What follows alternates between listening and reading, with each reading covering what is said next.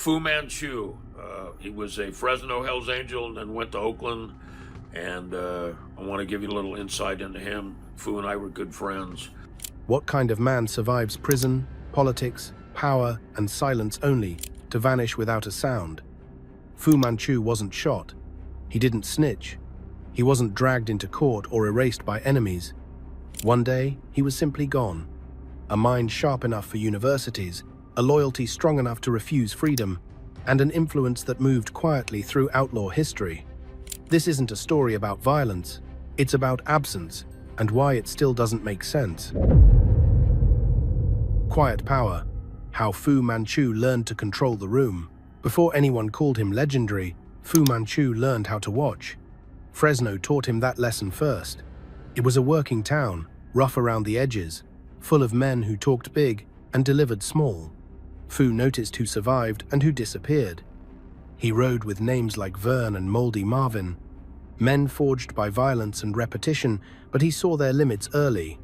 Fresno could make you fear, but it could not make you powerful. Fu wanted proximity to decisions, not just scars to prove he existed. Oakland was where the gravity lived. Late 1960s, early 70s, the city wasn't just louder, it was smarter. Power moved through conversations, favors, and silence. Fu arrived without theatrics. No speeches, no chest beating, no rush to be noticed. He listened. He learned which rooms mattered and which were traps. Oakland Angels weren't just riders. They were administrators of chaos, and Fu understood administration better than most. What separated Fu wasn't muscle, it was patience. While others built reputations on noise, he built relationships. He understood optics before that word became fashionable. Who you were seen with mattered. When you spoke mattered more. Fu mastered the pause. He let other men expose themselves while he gathered leverage quietly. That restraint unsettled people. Silence makes impulsive men nervous. Then prison entered the equation, not as an interruption, but as a classroom. Folsom didn't break him. It refined him.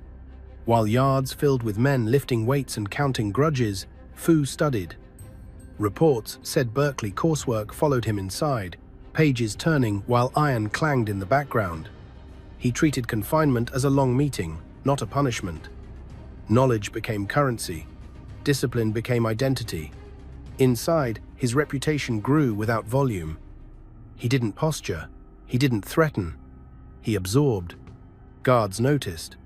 Other inmates noticed more. Fu learned how systems bend when pressure is applied in the right place. He learned how silence travels faster than rumor. When conflict surfaced, he positioned himself where outcomes were decided, not where fists were thrown. That mindset followed him everywhere. Fu wasn't interested in being the loudest Hell's Angel. He was interested in being unavoidable. Loyalty mattered to him because loyalty created predictability, and predictability created power. He hated chaos without purpose. He hated betrayal even more. Friends described him as calm, but not forgiving. Once a line was crossed, it stayed crossed. Oakland became his proving ground. He moved between factions without friction, trusted because he didn't leak. Men spoke freely around him, then realized later what they had given away. Fu never reminded them. He remembered instead. Influence accumulated quietly, like pressure under asphalt. By the time his name carried weight beyond California, Fu Manchu had already decided what kind of man he would be. Not a myth built on explosions, but a presence built on control. He wasn't chasing fear, he was cultivating inevitability. And long before highways, cameras, or rumors closed in, Fu had already positioned himself where history couldn't ignore him. The cage he chose. When freedom was offered and Fu said no, the moment that cemented Fu Manchu's legend didn't involve a weapon, a deal, or a body. It happened quietly, at the gates of Folsom, under fluorescent lights and administrative indifference. The early 1970s. Release day. His sentence had run its course. Outside, brothers waited with engines idling. Bikes lined up like punctuation marks at the end of a long sentence. Paperwork moved across a desk. Then came the condition, a non-association clause. Walk free, but sever contact with the Hells Angels Motorcycle Club. No meetings, no calls, no loyalty. Freedom with strings. Most men would have signed without reading twice. Years inside changed the meaning of air. The smell of asphalt, the vibration of a bike, the idea of choice, all intoxicating. Fu didn't blink. He read the clause, handed it back, and stood up. Guards assumed confusion. Someone repeated the offer. He shook his head. He wasn't refusing parole, he was refusing the terms. Then he turned around and walked back into the cage. That decision stunned everyone. Outside, engines shut off one by one. No one cheered. No one argued. They understood exactly what he'd done. Fu had chosen confinement over conditional loyalty. In a world where most men claimed allegiance only when it was convenient, he made it non-negotiable. He wasn't posturing, he wasn't making a speech. He simply refused to participate in a version of freedom that required erasing his identity. Inside, the message traveled faster than any rumor. Fu wasn't trapped. He was anchored. Guards treated him differently after that. Other inmates recalibrated their understanding of him. Choosing prison is unsettling. It implies control over fear. It suggests patience that borders on dangerous. Fu used those extra months, maybe years, the same way he used every constraint. He studied. He observed. He waited. For the club, the refusal mattered more than any crime ever could. Loyalty inside outlaw culture isn't measured by slogans. It's measured by sacrifice. Fu had sacrificed something no one could question. No one could accuse him of convenience after that.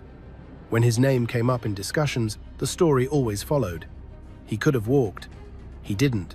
That single fact outweighed every rumor that would come later. Eventually, the system blinked. The clause disappeared. The gate opened again. This time, there were no conditions. Fu walked out on his own terms. No celebration, no speeches. Just unfinished business, waiting on the other side. He didn't thank anyone. He didn't explain himself.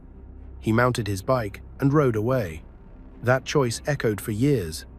When men questioned loyalty, his name ended the conversation. When pressure was applied through paperwork instead of violence, people remembered what he'd done. Fu had proven something uncomfortable. The cage only works if the man inside is afraid of it. He wasn't. Later, when accusations surfaced, when whispers tried to rewrite him, that moment stood immovable. Informants don't refuse freedom. Opportunists don't walk back into prison. Fu's silence carried more weight than any denial ever could. He had already answered the question when it mattered. That day at Folsom defined him more than any meeting or connection ever would. He chose the long view over the easy exit, and in doing so, he made himself untouchable in ways violence never achieves. The cage didn't hold him. He used it. Educated inside the walls, how Fu turned prison into leverage. Prison breaks most men down into routines: wake, count, wait, repeat. Fu Manchu treated it like a long-term investment. While others marked calendars and lifted iron, he marked patterns. He studied how authority moved, how favors were granted, and how silence traveled farther than threats. Folsom wasn't just a sentence to him. It was a system, and systems could be learned, mapped, and bent. What set Fu apart wasn't that he read books. Plenty of inmates read. It was how he applied what he learned. College coursework followed him inside, credits stacking, while doors slammed and lights cut out. He didn't announce it. He didn't make a show of being educated. He let people discover it slowly, the way you discover a hidden blade. Men would test him with questions, expecting bravado or ignorance. They got precision instead. Calm answers. Long memory. No wasted words. Inside, reputation is usually built on violence or vulnerability. Fu built his on predictability. If he gave his word, it held. If he stayed silent, it meant something was already decided. Men trusted him not because he was friendly, but because he was consistent. That consistency made him useful. It also made him dangerous. Information moved toward him without effort. People volunteered details just to fill the quiet. He used time differently from everyone else. Days weren't something to endure, they were something to deploy. He watched alliances form and dissolve. He learned how men behaved when they thought no one important was listening. Prison, for Fu, was a compressed version of the outside world. The same hierarchies, the same betrayals, the same hunger for status. The only difference was that the walls made patterns clearer. While locked up, his influence didn't shrink, it concentrated. Messages found their way to him. Decisions were delayed until his input was known. He became a reference point. Not a boss issuing orders, but a filter. If Fu nodded, something moved forward. If he didn't, it stalled. He never needed to explain why. People trusted that there was a reason. This was also where his patience hardened.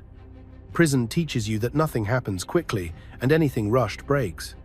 Fu internalized that. He stopped reacting. He started anticipating. When pressure came, he didn't resist it head-on. He absorbed it, let it expose its own weaknesses, then applied pressure back where it mattered. Quietly. Education sharpened his thinking, but discipline sharpened his restraint. He understood that knowledge without timing was useless, so he waited. He watched. He let others underestimate him, because underestimation is a form of cover. Men spoke too freely around someone they thought was just another inmate. Fu remembered everything. By the time the release came again, he wasn't eager. He was prepared. Prison hadn't stalled his momentum. It had aligned it. He left with a clearer understanding of power than most men ever achieve on the outside. The walls hadn't contained him. They had focused on him. That's why, when he finally returned to Oakland, he didn't come back loud or celebratory. He came back precise. Prison hadn't taught him how to survive. It had taught him how to control outcomes without being seen doing it. And that skill would soon matter far more than muscle ever could. The Quiet Authority. How Fu became trusted across chapters.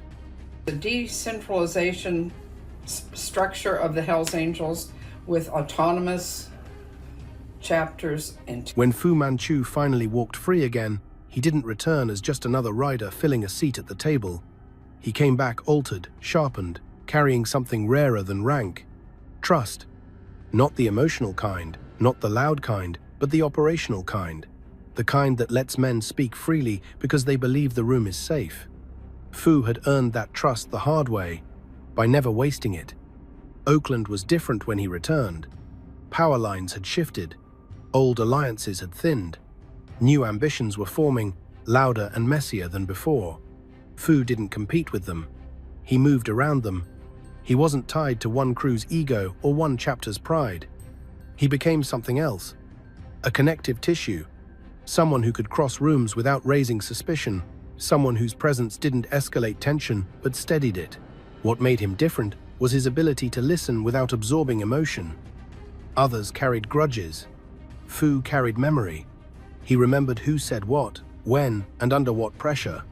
He understood context mattered more than words. When someone contradicted themselves, he didn't call it out. He noted it. That patience made him invaluable in a culture where impulsive reactions often led to permanent consequences. His reputation grew without promotion. When events required representation beyond a single charter, Fu was chosen. Not because he was charismatic, but because he was controlled. He knew how to speak without revealing. He knew how to sit quietly without seeming weak. In rooms where outsiders were present, that balance mattered. Fu could translate without diluting. He could protect the club's interests without advertising them. That's why he was trusted to appear publicly when others were kept in the background. Cameras didn't unsettle him. Interviews didn't provoke him. He understood optics instinctively. What not to say mattered more than what was said. Silence, placed correctly, redirected narratives better than denial ever could. Fu became a buffer between myth and exposure. Across chapters, men began to see him less as an individual and more as a stabilizing force. He didn't belong to one faction. He belonged to the structure itself. That made him harder to challenge. You don't challenge infrastructure unless you're prepared for collapse. Fu understood that, and he positioned himself accordingly. Even those who disliked him respected the function he served. He wasn't flashy. He didn't seek dominance. But when he spoke, discussions shifted. Decisions slowed. People recalculated. That's quite authoritative. Not demanded, but deferred to. Earned through consistency, not fear. By the late 70s, Fu Manchu was no longer measured by his actions alone. He was measured by the absence of chaos when he was involved. Problems didn't explode. They resolved or went dormant. In a world addicted to noise, that kind of silence was powerful. And silence, as Fu had always understood, is never empty. It's controlled, backstage power, Fu, rock stars, and invisible influence. Fu Manchu's reach didn't stop at clubhouses or prison yards. It extended into places most outlaws never touched, not because they weren't allowed, but because they didn't know how to behave there. Backstage corridors, production offices, green rooms where reputations mattered more than threats. Fu understood those spaces instinctively. He didn't arrive loudly, he arrived useful. Through Oakland, he crossed paths with people who shaped culture, not headlines. Promoters, musicians, managers, names that didn't need introductions because their influence traveled ahead of them. Fu didn't fanboy, he didn't posture. He listened, learned how their worlds operated, and offered something rare in return. Stability, protection without spectacle, access without chaos. In exchange, doors opened.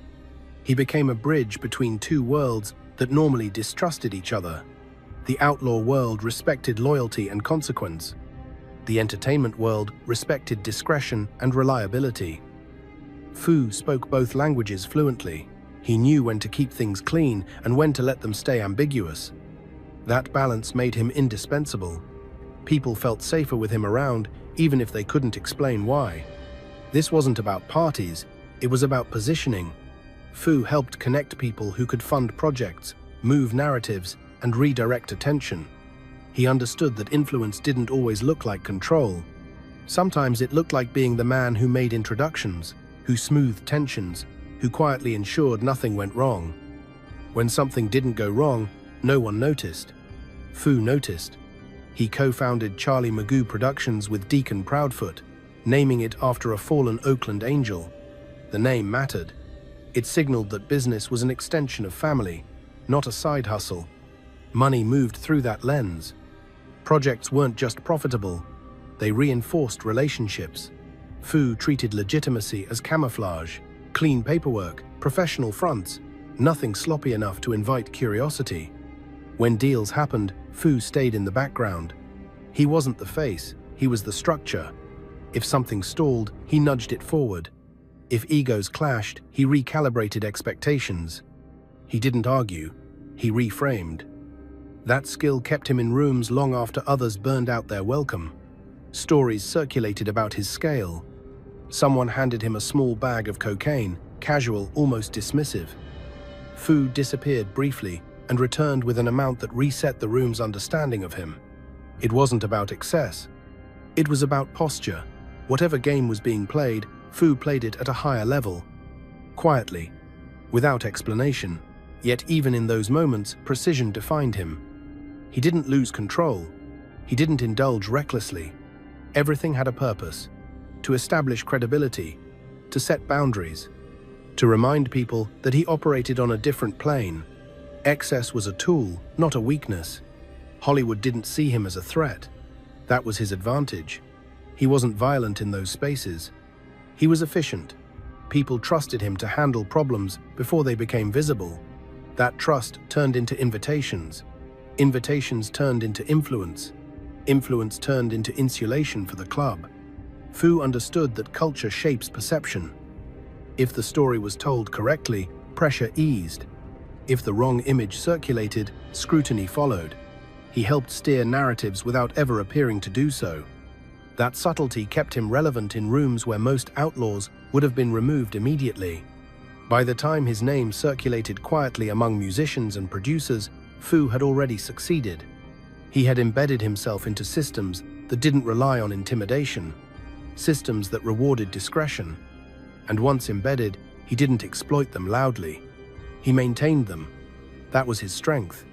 In the end, his backstage power mattered as much as any street credibility. It expanded the club's reach without expanding its exposure. Fu Manchu didn't chase the spotlight. He stood just outside it, shaping what it illuminated. Myth management. Shaping the story without touching the spotlight. By the time Fu Manchu's influence stretched beyond clubhouses and backstage corridors, he understood something most men never do.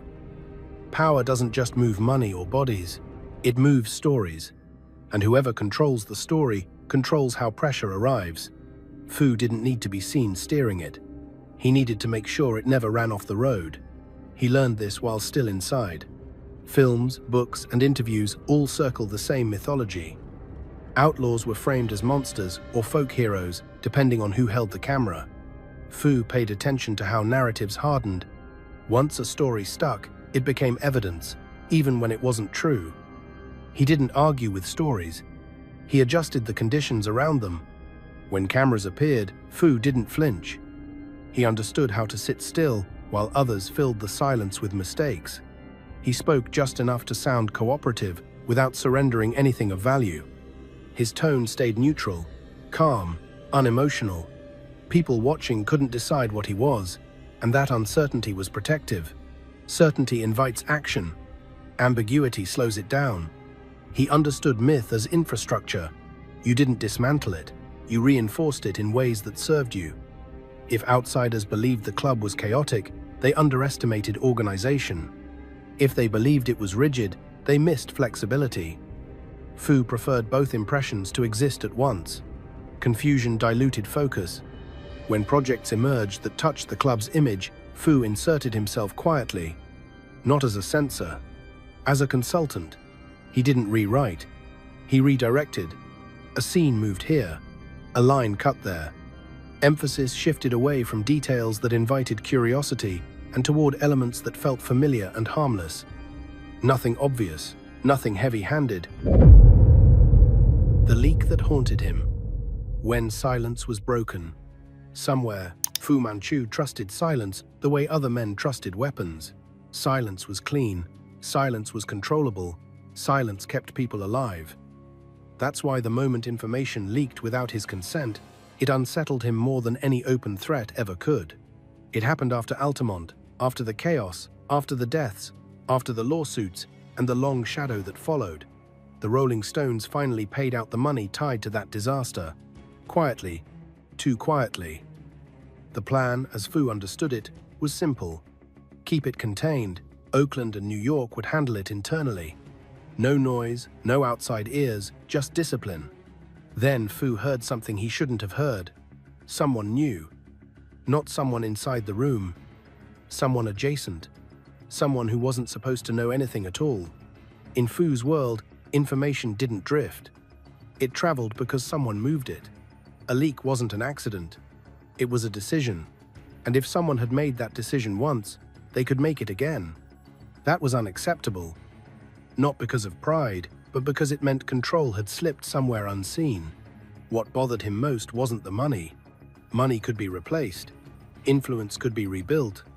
What bothered him was the uncertainty. Fu hated unknown variables. He could handle enemies. He could handle pressure.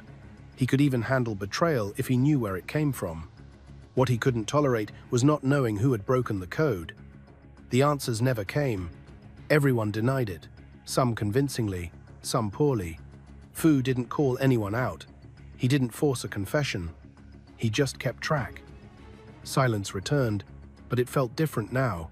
Thinner, less trustworthy. The leak had proven something he already suspected. Not everyone respected the rules as deeply as they claimed. From that point on, Fu adjusted. He shared less. He segmented conversations. He stopped assuming loyalty equaled discipline. He began treating information like contraband, passed only when necessary. The circle tightened. Not dramatically, gradually. So gradually, most people didn't notice until they were already outside it. This wasn't paranoia, it was a principle. Fu believed survival depended on knowing exactly where your edges were. The leak had blurred those edges. That bothered him in a way violence never had. Violence was loud and obvious. Information was invisible and permanent. Some people later mistook this shift for coldness.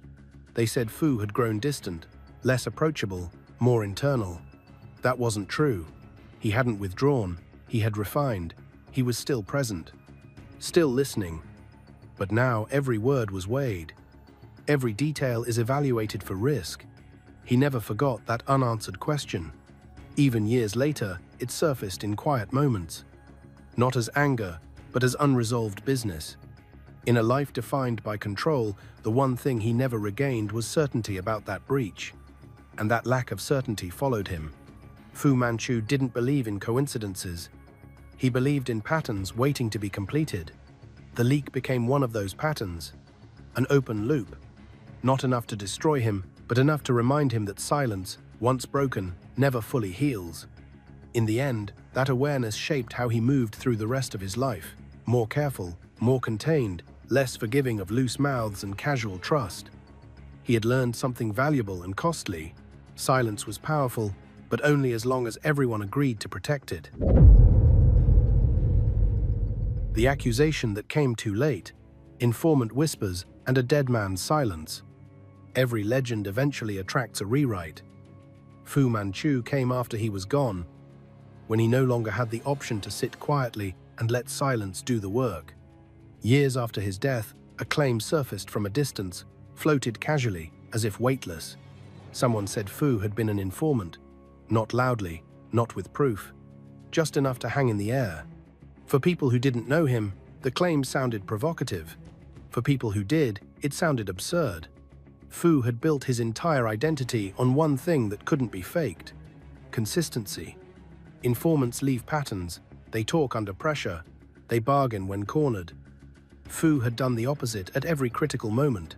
He had refused parole rather than accept conditions. He had absorbed time instead of trading names. That wasn't a rumor, that was a record. Those closest to him shut the claim down quickly, but not dramatically. They didn't need to. The accusation collapsed under its own weight. Fu had once taken the stand in his own defense, something that was common in that era when prosecutors leaned on flipped witnesses to build cases. Defending yourself after someone else talks isn't betrayal, it's survival. That distinction mattered to the men who lived by it. But Fu wasn't there to explain nuance, and nuance rarely survives in retellings. Once a man dies, his story becomes available to anyone with a microphone.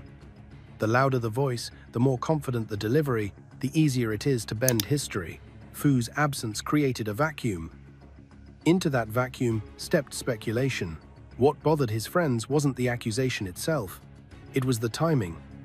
No one had dared say it while he was alive. No one had challenged his loyalty when he could still look them in the eye. The whisper arrived only after the road had already claimed him. That told its own story. Those who truly knew Fu didn't rush to defend him publicly. They stayed quiet. That silence was intentional. Fu had always believed that arguing with noise amplified it. Letting lies die from lack of oxygen was cleaner. People who mattered already knew the truth. People who didn't were irrelevant. In outlaw culture, reputation isn't maintained by statements. It's maintained by memory. Fu's memory included prison gates, turned away from freedom, years spent inside when he didn't have to be, and influence exercised without exposure. Informants don't behave that way. Opportunists don't sacrifice leverage for principle. The accusation revealed more about the environment than about Fu. It showed how quickly narratives decay when they're no longer defended by presence. It showed how myths are reshaped by people who want relevance through proximity to a famous name. Fu had become a symbol. Symbols attract revision. What lingered wasn't doubt, but frustration. Not at the claim, but at the impossibility of closure. Fu couldn't correct the record himself. He couldn't apply silence strategically anymore. He couldn't sit across from someone and let the weight of his history settle the issue without words. The last ride without a bike. How the road ended it all. The end didn't arrive the way people expected. No ambush, no betrayal meeting, no late-night knock or sudden gunfire. It came quietly, almost insultingly ordinary, on a stretch of highway that had seen thousands of riders pass without consequence. Fu Manchu wasn't on a bike that day. That alone felt wrong to the men who knew him.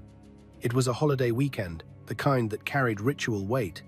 Runs were forming, routes were being mapped, names were being spoken into phones with familiarity and purpose. George Christie was heading south, lining up miles that would eventually climb into the mountains. Big Bear, Lake Arrowhead, the usual arcs that stitched grief and loyalty into motion. Then the call came. No preface, no soft language, just the words, "Foo's dead." For men who lived by noise and momentum, the silence was unbearable. This wasn't how legends were supposed to go. Foo had survived prison gates closing behind him, internal politics sharper than knives, and decades of pressure without flinching. And now he was gone because of a painted line on asphalt. Some tried to make sense of it. Fatigue, distraction, mechanical failure. Theories formed and collapsed within hours. Foo wasn't reckless, he wasn't careless, he didn't drift. That was the problem. The absence of explanation felt louder than any answer. Christie would later admit the news didn't settle immediately. It hung there, unresolved. Foo wasn't just another fallen brother. He was gravity. The kind of man whose presence bent rooms, whose silence recalibrated conversations. The idea that he was simply gone, without warning or resistance, felt incomplete. At the funeral, that feeling intensified. People half expected him to sit up, straighten his collar, and start correcting details. That was who he'd been. The man with the broader view, the final adjustment, the one who noticed what others missed. The stillness felt unnatural.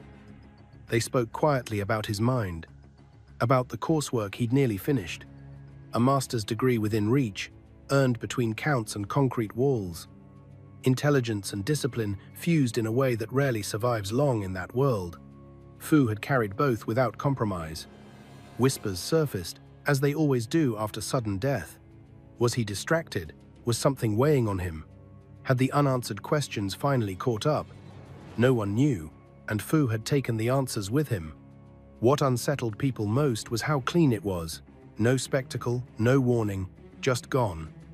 In a life filled with controlled chaos, the ending refused to fit the pattern.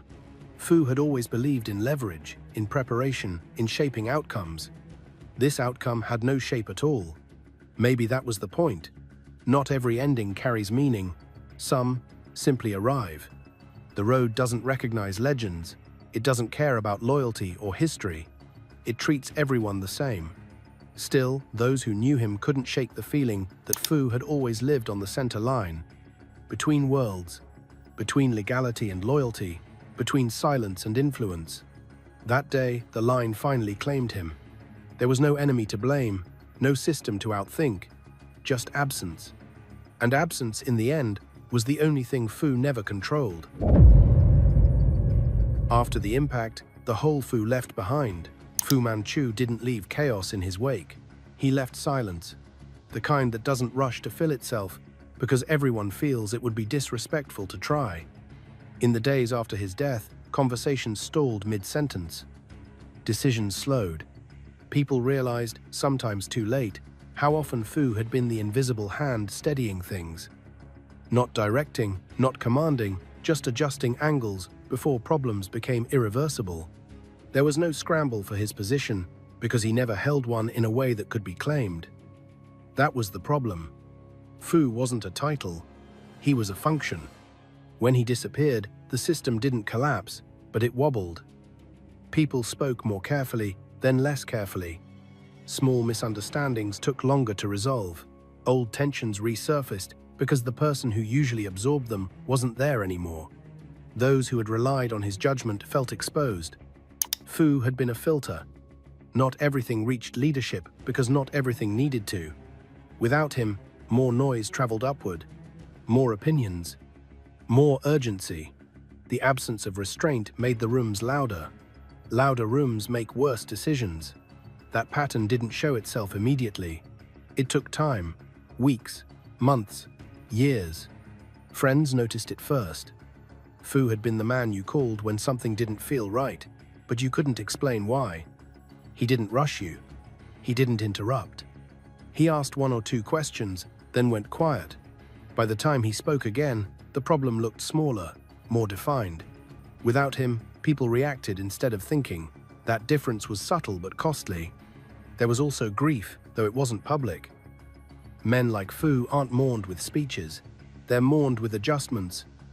People rode a little differently, spoke a little less, trusted a little more cautiously. Fu had set a standard that couldn't be inherited. You either had that discipline or you didn't.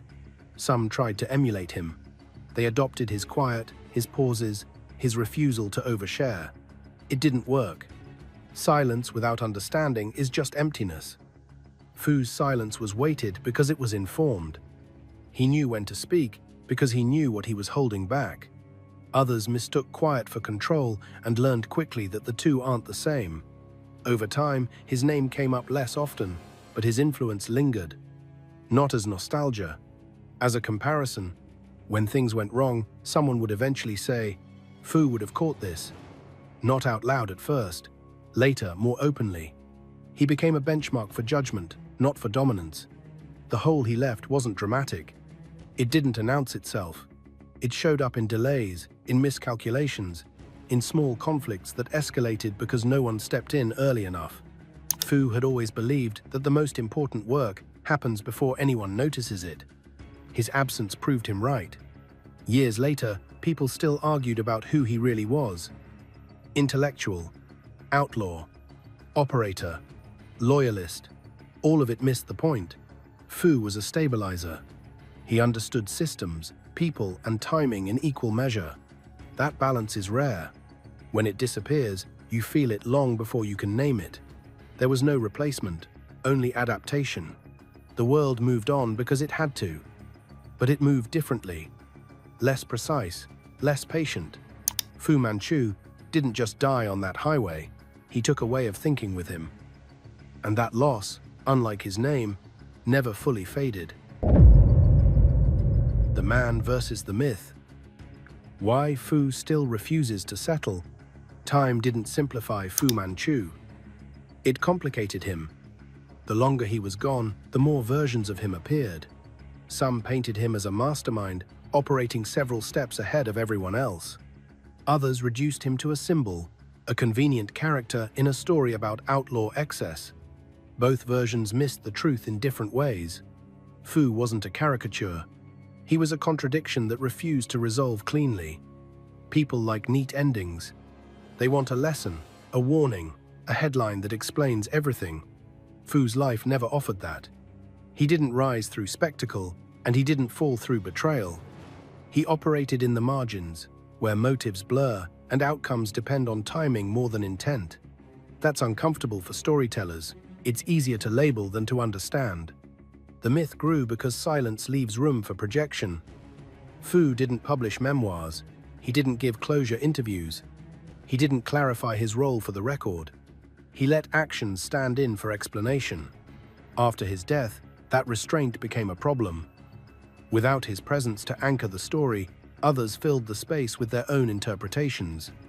Some focused on his intellect, the near-complete degree, the disciplined mind inside a violent world. They framed him as an outlaw philosopher, proof that intelligence and crime aren't opposites. Others leaned into his connections. The music world, the film projects, the quiet power behind visible culture. To them, Fu represented infiltration, a man who slipped between worlds without being absorbed by either. Then some fixated on his loyalty. They refused parole. The years inside when he didn't have to stay. They treated that moment as his defining feature, a moral checkpoint in a world allergic to absolutes. For them, Fu was a standard bearer, someone who proved the code still mattered when it cost something real.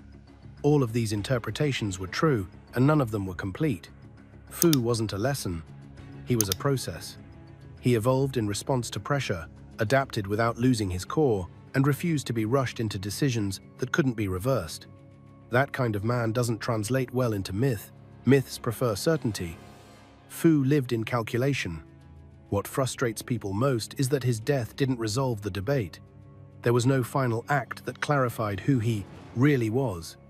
No betrayal exposed, no hidden virtue revealed, just a sudden stop. That lack of narrative payoff keeps the conversation alive. Everyone keeps looking for the missing chapter that isn't there. Those who knew him best rarely participate in that conversation. They understand something outsiders don't. Fu didn't care how he was remembered. He cared about whether things worked, whether systems are held, whether loyalty had meaning beyond slogans. Legacy, to him, was operational, not symbolic. That's why he resists simplification. You can't reduce him to hero or villain without stripping away the context that made him effective. You can't celebrate him without acknowledging the world he navigated. And you can't condemn him without ignoring the discipline he maintained where others collapsed. Fu Manchu exists now in that uncomfortable space between admiration and unease. People sense there was something important in how he moved, even if they can't articulate it. He forces a question most stories avoid. What does integrity look like in a world built on compromise? There's no clean answer. Fu wouldn't have offered one anyway. He would have listened, waited, and let the question expose whoever was asking it. Not shot, not snitched, just gone. Why his ending still feels wrong. Some endings make sense, and others refuse to sit still. Fu Manchu's belongs to the second kind.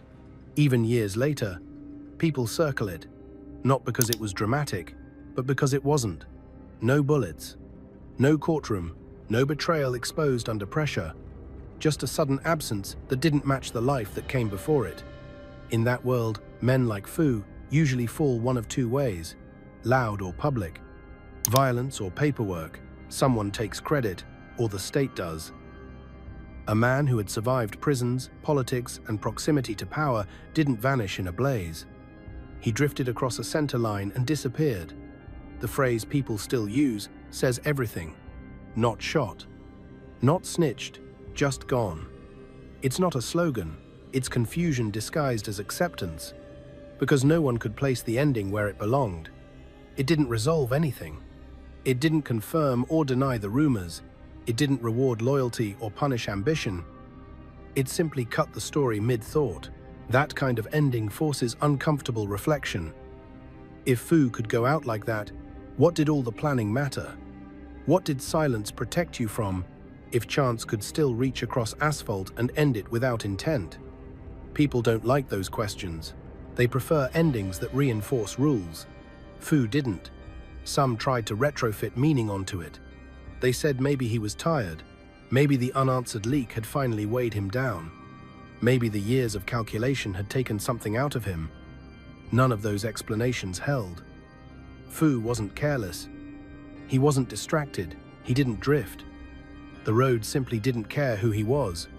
Others went further, suggesting darker interpretations. Hidden pressure, unspoken stress. Things he never shared. Those theories filled space but solved nothing. They said more about the need for closure than about Fu himself. When a man lives by control, people expect his death to carry intention.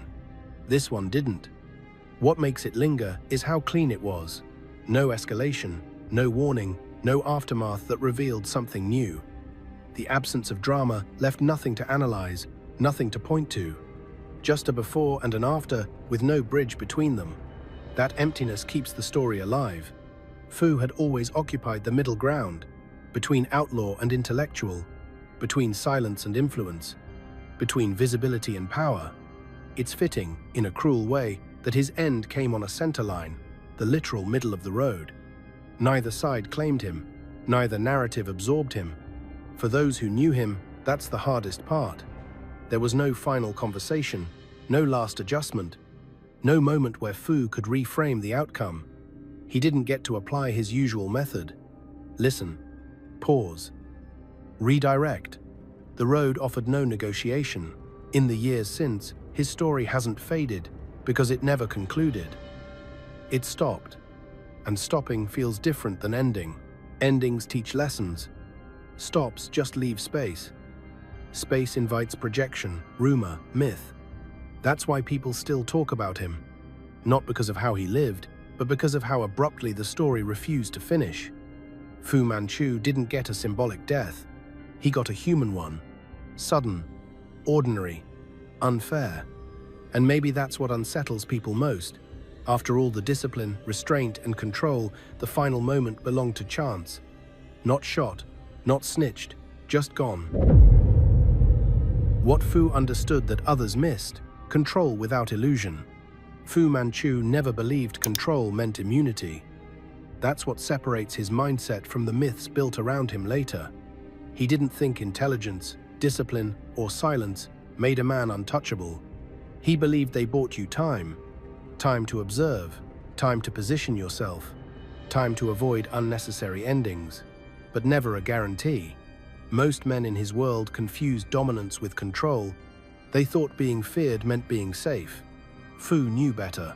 Fear creates reactions. Reactions create mistakes. He preferred predictability. He structured his life to minimize chaos, not eliminate it. That distinction mattered. Chaos can't be erased. It can only be managed. That doesn't make his life meaningless. It makes it honest. Fu lived without the illusion that there was a final shield. He never talked about destiny or protection. He talked about leverage, timing, and probability. He accepted that chance exists and that no amount of discipline can erase it entirely. Those who knew him understood this instinctively. Fu didn't panic about endings. He planned around them. He believed the goal wasn't to survive forever, but to survive with integrity intact. By that measure, he succeeded. He didn't compromise his core to buy comfort. He didn't trade loyalty for convenience. He didn't rewrite himself to fit safer narratives. After his death, many tried to frame him as tragic. Others framed him as wasted potential. Both missed the point. Fu wasn't chasing a clean ending. He was chasing consistency. He wanted his actions to align no matter the outcome. That alignment is rare, and it's uncomfortable to confront because it strips away comforting lies about control. His life quietly challenges a common fantasy. That smart men always outmaneuver fate. Fu knew better. He prepared, adapted, and adjusted, but he never pretended preparation equaled invincibility. That realism made him effective. It also made his ending harder to digest for people who need rules to feel fair. Fu Manchu didn't lose a chess match. He walked away from the board because the board was never the point. The point was how you played while you were there. Calm, disciplined, loyal to something beyond convenience. That's why his story still resonates. Not because he was the smartest or the toughest, but because he never lied to himself about the limits of control.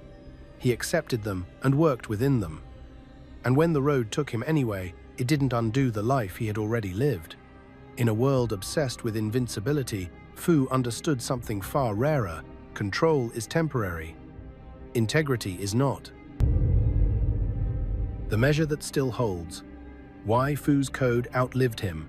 Long after the shock faded and the rumors burned themselves out, one thing remained stubbornly intact. The standard Fu Manchu left behind. Not a rulebook, not a slogan, a measure. People didn't quote him. They measured situations against him, quietly, almost unconsciously. When conversations drifted toward shortcuts, someone would pause. When loyalty became conditional, someone would hesitate. Fu's name didn't need to be spoken. The reference point was already there. Would this hold up under Fu's scrutiny? Would this survive silence? That question lingered even among people who had never met him. Fu's code wasn't written, but it was consistent. Loyalty meant sacrifice, not convenience. Silence meant discipline, not fear. Intelligence meant restraint, not manipulation for its own sake. And control meant understanding limits, not pretending they didn't exist.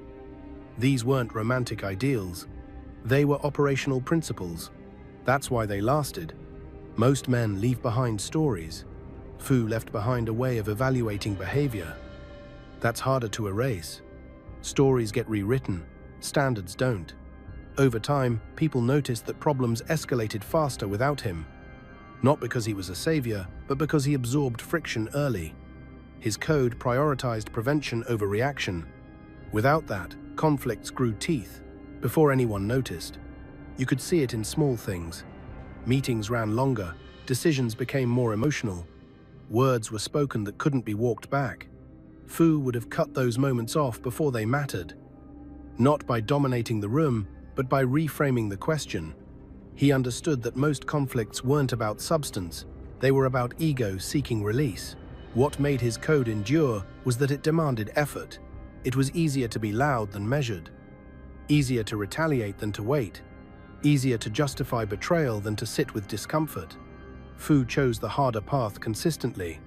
That consistency made his behavior predictable in the best way. People trusted predictability because it reduced risk. After his death, some tried to adopt his mannerisms, the pauses, the quiet, the refusal to overshare. It never worked unless the thinking matched the behavior. Fu's silence wasn't empty. It was informed. He knew what he wasn't saying and why. Without that awareness, quiet just created confusion. Those who truly carried his code didn't imitate him. They internalized the logic. They learned to ask better questions. Who benefits from this noise? What happens if we wait? What does loyalty cost here? Those questions slowed things down. Slowing things down often saved lives. Fu's influence also lingered in what people refused to do. They refused to trade short-term comfort for long-term exposure. They refused to let frustration dictate outcomes. They refused to mistake opportunity for obligation. Fu had taught them that not every door should be walked through just because it opens. In that sense, his death didn't diminish him. It clarified him. The absence revealed the value. People realized how much he had been carrying without advertising it. The measure he left behind wasn't perfection. It was discipline under pressure. And discipline is transferable if people are willing to practice it. Fu Manchu never claimed to be a model. He never framed himself as an example. He simply lived according to a logic that held up under stress. That logic survived him because it worked. And as long as people still quietly test decisions against that standard, Fu hasn't really disappeared. Just gone, but not erased, the silence that still answers. When people say Fu Manchu is gone, they usually mean physically, the body, the voice, the presence that once bent rooms without effort. But disappearance isn't the same as erasure, and Fu was never the kind of man who could be erased cleanly. He built himself into processes, habits, and instincts.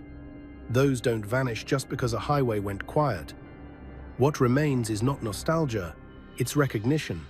The recognition that some people operate differently, and when they're gone, you feel it in ways that can't be explained easily. Fu didn't dominate history. He threaded through it. He didn't announce influence. He embedded it.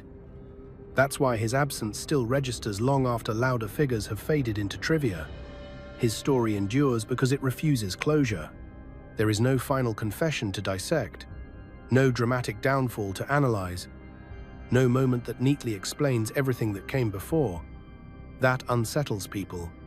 It forces them to confront the idea that not every life resolves into a lesson that fits on a page. Some lives end mid-thought, and the meaning exists only in how they were lived, not how they concluded. Fu Manchu lived deliberately, not recklessly, not romantically, deliberately. He chose when to speak, when to stay silent, when to advance, and when to absorb pressure. Those choices accumulated into a reputation that couldn't be dismantled after the fact. Accusations bounced off because they contradicted too many witnessed moments. Praise felt incomplete because it couldn't capture the full picture. The phrase that stuck, not shot, not snitched, just gone, survives because it captures that discomfort perfectly. It's not a tribute. It's not an insult. It's a statement of unresolved reality. A man who should have exited loudly didn't. A man who should have been pinned to a category never was.